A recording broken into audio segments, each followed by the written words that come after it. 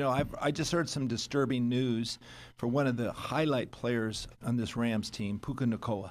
Who is going to have to be paid? He's going to have to be paid. He's up for renegotiation, Jackie. But you know what? He had an incident that happened this past weekend where there was some verbiage that should have been left out. It's just disturbing news. And you and I, we came up through the ranks. There was a bunch of diversity on the team. We all got together great. Our fans were diverse. They always supported our team.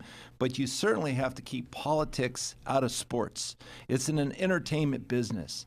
And I think that, when Puka looks back, he's going to regret some of the words he said. And there's enough hatred in the world. You have to keep hatred out of sports, okay? You don't need to talk bad about anybody. I agree with that. And some of the things that reportedly he said were way off out of way. So how do you handle that, Jackie? Well, how do you handle that? First of all, I think we have to consider the situation and the person that we're talking to. First of all, Puka Nacua is a minority himself. Right. And, so he understands, what it's like to be considered a minority, treated like a minority, and having to function in a world where everyone knows you are a minority. Now, some of the things that he said, some of the actions, if you look at this guy play, and I have found this to be true in a lot of situations that I have encountered over my association with this great game.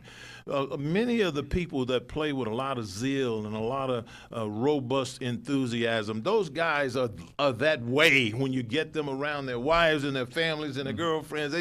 They're the type of guys that'll pick their 3-year-old up and say, "Daddy loves you," and you want to say, "Don't shake him so hard." You got to have some self-control, though, Jackie. Yeah, I know, but he's just bursting with energy, and he made a mistake.